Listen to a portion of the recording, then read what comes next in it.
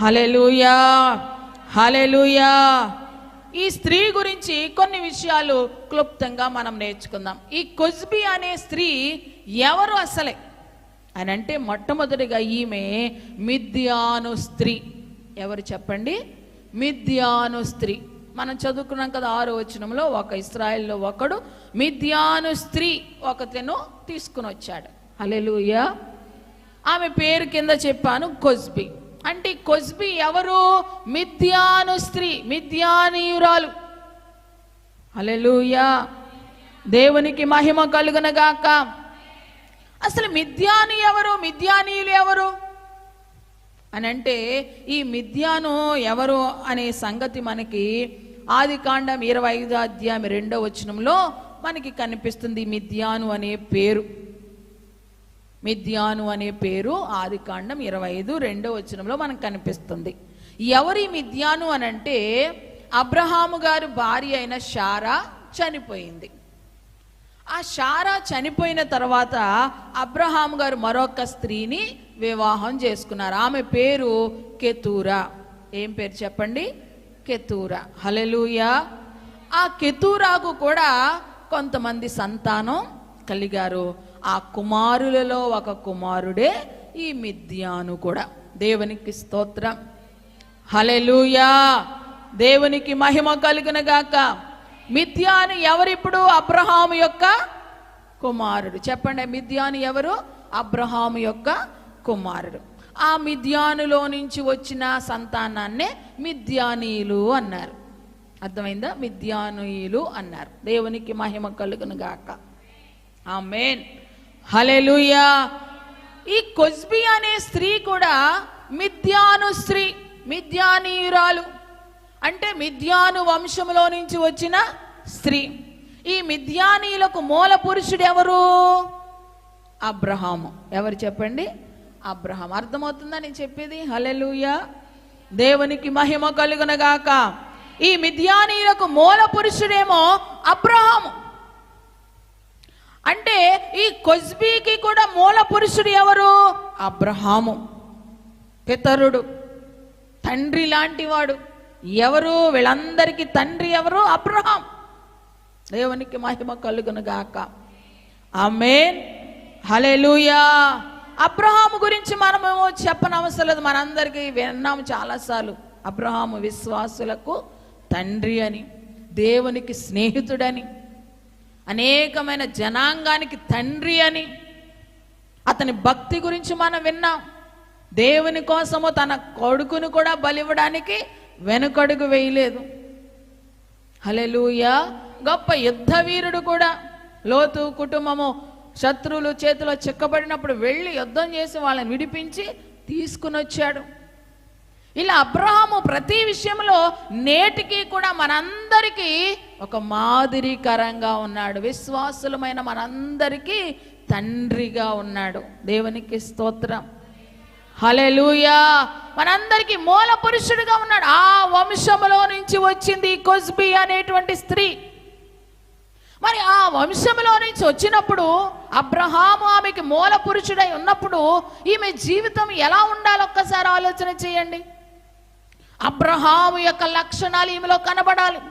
అబ్రహాము యొక్క భక్తి ఈమెలో కనబడాలి. అబ్రహాము యొక్క విశ్వాసం ఈమెలో కనబడాలి.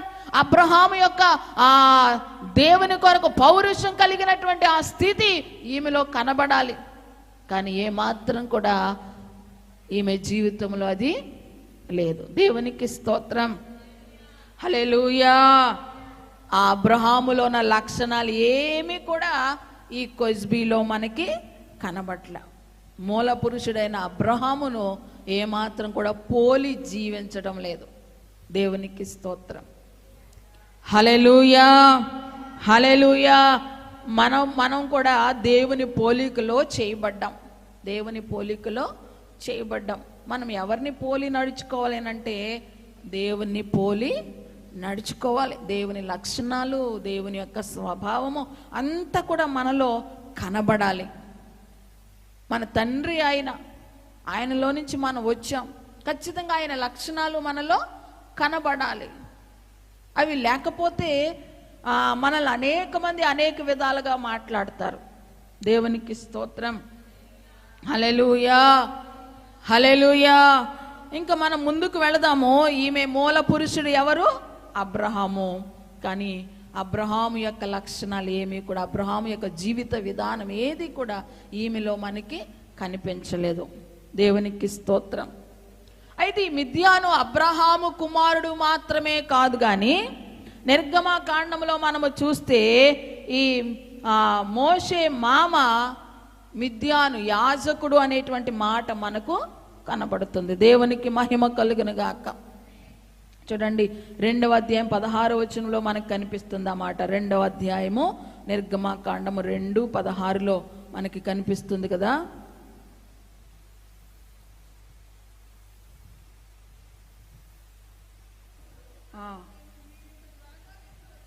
దేవునికి స్తోత్రం. మిద్యాను యాజకునికి 7 కుమార్తెలుండిరి. దేవునికి మహిమ కలుగును గాక. ఆమేన్. హల్లెలూయా, హల్లెలూయా. ఇతడొక యాజకుడు. మిద్యాను అనేటువంటి అతను కూడా ఒక యాజకుడు. ఈయన ఎవరు? మోషేకు మామగారిలాగా ఉన్నాడు. అంటే మోషే ఎవరిని వివాహం చేసుకున్నాడు అని అంటే ఈ మిద్యాను యొక్క కుమార్తెల్లో ఒకరిని వివాహము చేసుకున్నాడు. దేవునికి మహిమ కలుగును గాక. ఆమె పేరు సిప్పోరా. ఎవరు ఈమె? సిప్పోరా. సిప్పోరాను వివాహం చేసుకున్నాడు. అంటే సిప్పోరా కూడా ఎవరు అని అంటే మిద్యానీయురాలే. దేవునికి మహిమ కలుగును గాక. కానీ సిప్పోరా జీవితాన్ని మనము పరిశీలన చేస్తే సిప్పోరా మిద్యాను దేశానికి చెందిన వ్యక్తి అయినా సరే ఆమె మోషే, ప్రవక్త అయిన మోషేకు భార్యగా అయింది. అంత మాత్రమే కాదు, దేవుని చేత అన్ని విషయాల్లో కూడా అంగీకరించబడినట్లుగా మనకి కనిపిస్తుంది. ఆమె జీవితము దేవునికి ఇష్టమైంది, సిప్పోరా జీవితం. అయితే ఈ కొజ్బీకి ముందు ఈ సిప్పోరా ఉన్నది కదా, ఆమెను కూడా పోనీ ఒక ఎగ్జాంపుల్గా తీసుకుని నా జాతిలో నుంచి వచ్చిన సిప్పోరా ఒక ప్రవక్త అయిన మోషేకి భార్యగా అయ్యింది అని అది కూడా పోనీ ఎగ్జాంపుల్గా తీసుకుని తన జీవితాన్ని సరి చేసుకోవడానికి ఆమె ఇష్టపడలేదు. దేవునికి మహిమ కలుగును గాక. ఆమేన్. హల్లెలూయా, హల్లెలూయా. దేవునికి మహిమ కలుగును గాక. ఈ కొజ్బీ మిద్యాను స్త్రీ, మిద్యానీయులకు చెందిన స్త్రీ. వీళ్ళ మూల పురుషుడు అబ్రహామే. ఈమె అబ్రహాము కుమార్తెగా ఉన్నది, కానీ దేవునికి చాలా దూరంగా జీవించింది. దేవునికి అవిధేయకరమైన పనులు చేసింది. దేవునికి కోపం పుట్టించే పనులు చేసింది. దేవునికి స్తోత్రం. పేరుకు అబ్రహాము కుమార్తె, కానీ ఆమె జీవితం మాత్రము అలాగా లేదు. ముందుగా మనం నేర్చుకోవలసిన విషయం ఏంటంటే నేడు కూడా చాలామంది దేవుని పిల్లలుగానే ఉంటున్నారు, క్రైస్తవులుగానే ఉంటున్నారు, విశ్వాసులుగానే కనబడుతున్నారు, పైకి భక్తి గలవారు వలె కనిపిస్తున్నారు. కానీ చాలామంది దేవుని శక్తిని కనపరచట్లేదు, దేవుని ప్రేమను కనపరచట్లేదు. మేము దేవుని పిల్లలం అని అనుకుంటున్నారు, కానీ దేవుణ్ణి వాళ్ళు చూపించట్లేదు లోకంలోనికి. హల్లెలూయా. ఈమె అబ్రహాము కుమార్తెగా ఉంది, కానీ అబ్రహాము యొక్క లక్షణాలు ఏమి ఈమెలో కనబడట్లే. నేడు చాలా మంది క్రైస్తవులుగా ఉంటున్నారు, క్రీస్తుని మేము కలిగి ఉన్నామని అంటున్నారు, కానీ క్రీస్తు యొక్క లక్షణాలు మాత్రం వారిలో కనిపించట్లేదు. దేవునికి స్తోత్రం. హల్లెలూయా. పైకి మాత్రమే భక్తి, పైకి మాత్రమే భక్తి. మేము క్రైస్తవులం, మేము విశ్వాసులం, మేము భక్తులం, మేము అది, మేము ఇది అని చెప్పుకుంటున్నారు, కానీ వారి జీవితం మాత్రం దేవుణ్ణి కనపరచట్లేదు. హల్లెలూయా, హల్లెలూయా. మన చుట్టూ ఉన్న వారికి మనము సువార్త ప్రకటించే విధానం ఏంటో తెలుసా? ఒకటి మన జీవితమే.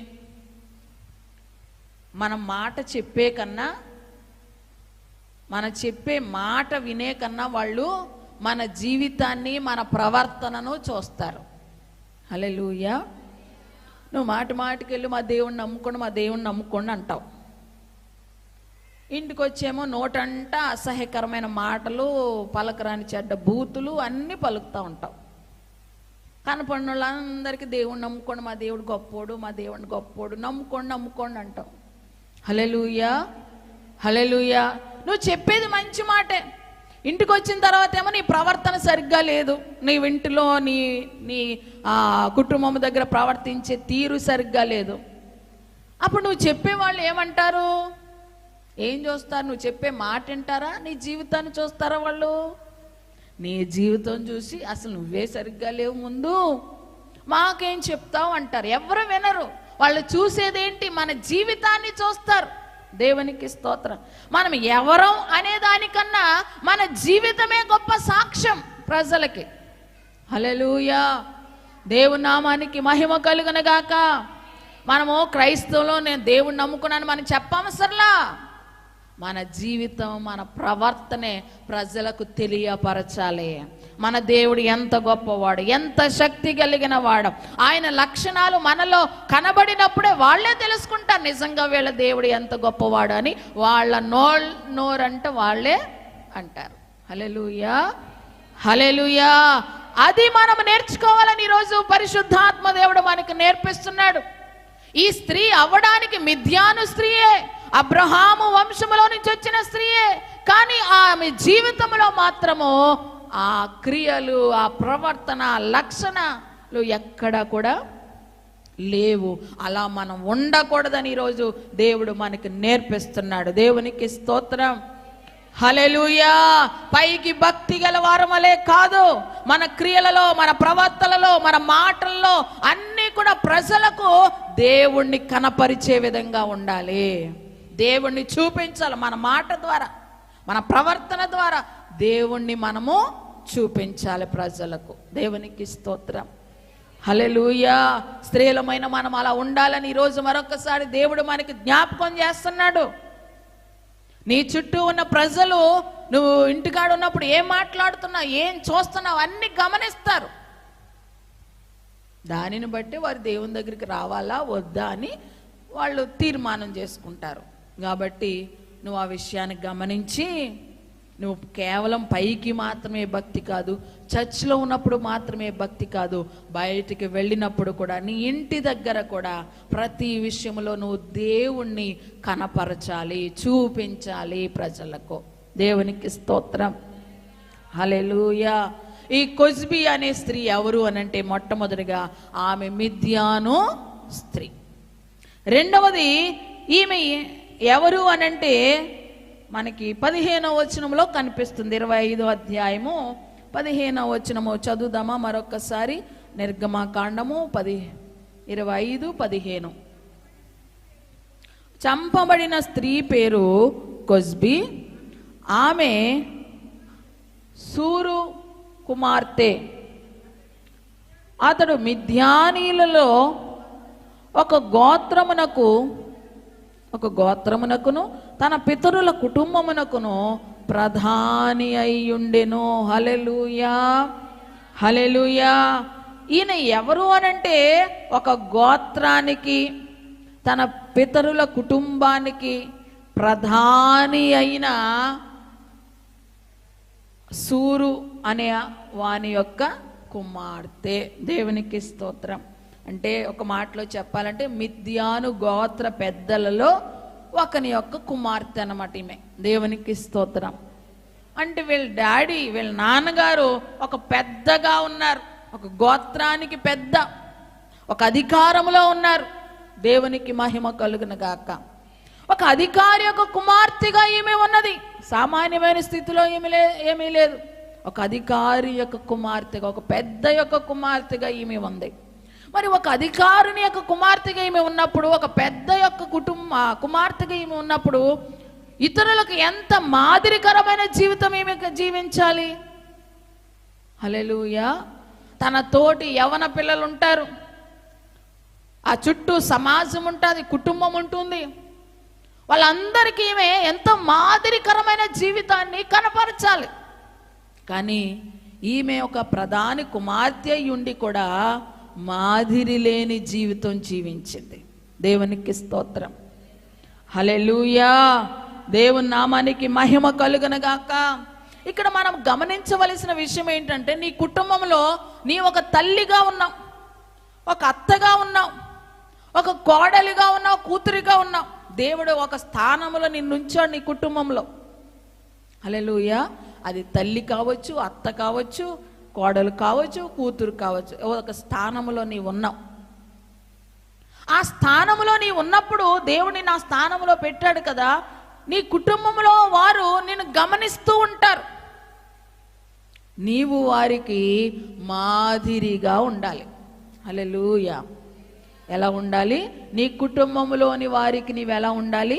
మాదిరిగా ఉండాలి. ముందు కుటుంబంలోని వారికి మాదిరిగా ఉండాలి, తర్వాత సంఘములోని వారికి మాదిరిగా ఉండాలి, తర్వాత సమాజంలోని వారికి మాదిరిగా ఉండాలి. దేవునికి స్తోత్రం. ఒక మాదిరికరమైన జీవితం మనం జీవించాలి. యేసుక్రీస్తు ప్రభువారు ఏమంటున్నారు? మనము ఆయన అడుగు జాడల్లో నడవాలని చెప్పి ఆయన మనందరికీ మాదిరి ఉంచి వెళ్ళాడు. అవునా కదా? మాదిరిగా అన్నీ చేసి ఉంచి వెళ్ళారు. ప్రార్థన చేశారా లేదా యేసయ్య? ఆయన ఎవరు? దేవుడు.